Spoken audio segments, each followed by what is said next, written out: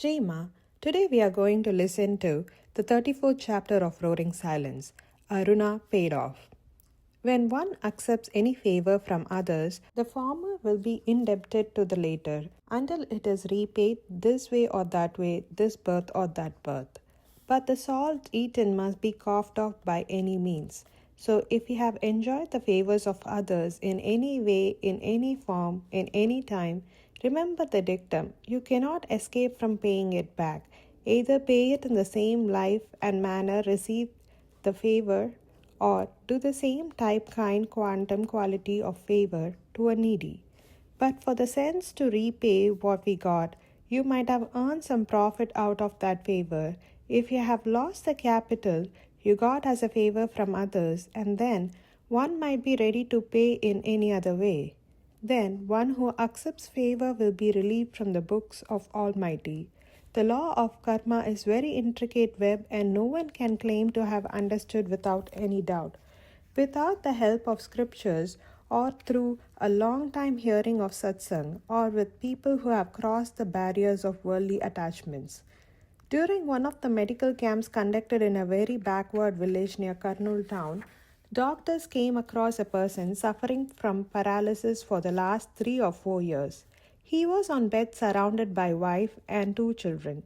A Muslim by birth, he was doing petty jobs as a laborer to earn his bread. He was happy and contented with his small family and few friends until the misfortune hit him with paralysis from waist to feet. Unable to move around, became dependent upon his wife even to attend his natural calls. He was cursing his fate. He was attended upon by many doctors, but after making many rounds with lot of doctors, they all almost wrote him off the possibility of a return to normalcy. Some of the doctors tried with a minor surgery or a few tablets of physiotherapy, but the lady luck did not smile to that poor guy, and the doors of fortune were closed as for him.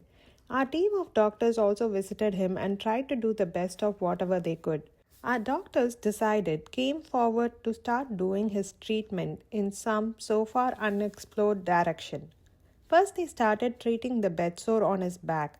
Doctors came to me to discuss with me the possibility of rehabilitating him to his normal life.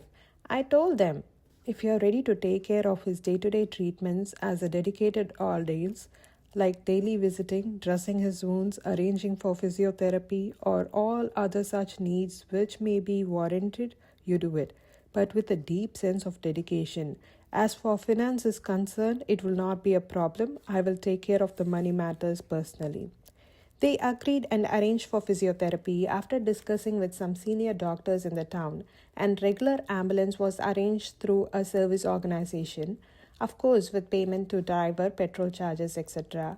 And daily one young doctor from Ashraya, a service wing raised by our devotees to meet such contingencies, with his 2 friends, took him to the center for his exercise with most modern machines. An average of 10,000 rupees I spent every month for this purpose, for ambulance driver, petrol charges, charges of doctor at physiotherapy center, medicines, and even for nutritious food for the patient, also were met at our behest. After many months of hard and dedicated service of the young doctors, there were some signs of hope of recovery seen in the patient's body. After few more months, about 6 months over, the doctors came and told that he is far better from crippling stage, and if we could provide him with calipers for supporting his legs, possibilities are he may be able to walk. But right from the day one, our team started his treatment. I had a positive feeling that by grace of Almighty he will recover one day and will lead a normal life. And it became a dream for me to see him in normal life. Puja is nothing but a means of developing the factors of mind called one-pointed dedication, unfailing attention even to insignificant aspects involved in any action. I wanted to make the few boys, especially involved in medical profession, understand the power of dedication and surrender, and wanted to instill in them the sense of service. It came as a God-given opportunity. The boys too took it with their right attitude. If we want to make whatever action or seva we do in our day-to-day life into a puja, we must cultivate the habit of seeing the receiver not as a helpless beggar but as an omnipotent Lord. He himself have come in disguise to test us, and This puts us in ultimate vigilance. So, actions done with full vigilance never fail. That is puja. Finally, I managed to arrange some money from some of my disciples working in America for the purpose. Those two disciples, as a habit, used to keep daily $1 without fail, and on my birthday, they submitted to me for utilizing in any such service activities. Few of the other disciples also contributed for this particular rehabilitation purpose. Almost 90,000 spent for the cause, all shouldered by such dedicated souls. On Guru Purnima day, as the Guru Puja was in progress, the young doctor with his two friends came to me carrying a laptop in their hand. They showed me the photographs of that patient walking in his courtyard with the help of a support fixed to the both sides of his legs and with the support of a walker. His face was shining with the satisfaction of returning to life. As my Guru Purnima message to disciples, I appealed, "This is what I expect from all of you. Do seva and get results like this young doctor and his friends. An immense sense of satisfaction of having done justice to their learning and life. I am proud of them." Everybody was happy with the incident and they congratulated the doctor and his friends.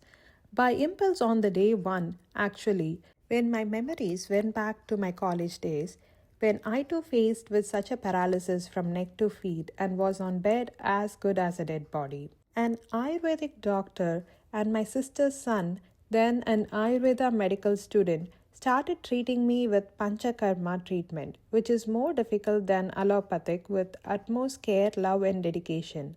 I came back to normalcy in 6 months. But to my wonder, the Ayurvedic doctor who treated me never took a single paisa as his fees or even for the costly medicines prepared for my treatment. He used to come daily morning far from 15 miles to me for treatment. When myself and my family members insisted him to take some money, at last he told, "I had my preliminary training as Ayurveda doctor from this house only. Your uncle, who was a famous Ayurveda Vidya, only taught me. He is my guru and I am not supposed to take any pecuniary benefits from my guru's house." When I heard about this case, that incident prompted me. Because of the favor I received from the Vidya, a runa created on my head. Even though I forgot this incident in the fast running of my life, my Guruji never forgets. Amma calculatedly made me absolved of my runa and made me an instrument to arrange seva, of course with the cooperation of few disciples, for a person who was badly in need of treatment. When this was accomplished, the moment I felt a sigh of relief from within. To whom I should say thanks? To my destiny, to my Guruji, to my disciples, to the doctor who treated me, but each and every one to Him, the Almighty, for we all are just students in His school called world, where He teaches us the basics of being, living, existence in an inimitable style of His own. This is not just to remind my people around, but to hold near to their heart. Do not take karuna by accepting services from anybody. Learn to live within our righteous resources. If at all any occasion arise to accept any service from anybody, make it a strong point to repay it with the sense of gratitude in an earliest possible time limit, either to him or anybody badly in need. Be lighter to the core when you leave this mortal existence. It is the end of chapter 34. In this modern era, the education system and the people around teaches us to take, but forget to insist the importance of giving back. Guruji shows the importance of paying back multifold to pay off a karmic runa, that is debt. When we use just the mind, which has the basic animalistic need for survival and protection, it always says to take and hoard as others are doing so too. But when we listen to our heart, it would say, let's help or give back. Here it's not just the help to the friends and family. It is the help to the needy beyond the direct connections to us. What is heart versus mind? There is always two voices guiding us. One voice suggests the right action and the other easy or selfish way. The mind calculates and mostly always takes the easy or beneficial way. Heart guides in the right way, which might be scary and hard to digest for the mind. Making the mind and heart work in sync is one of the primary goals of spiritual practice. In this chapter, Guruji also shows the right way of doing seva. If you enjoyed this video, please do share with your family and friends. Chapter 35 will be released next Sunday. Jai Ma.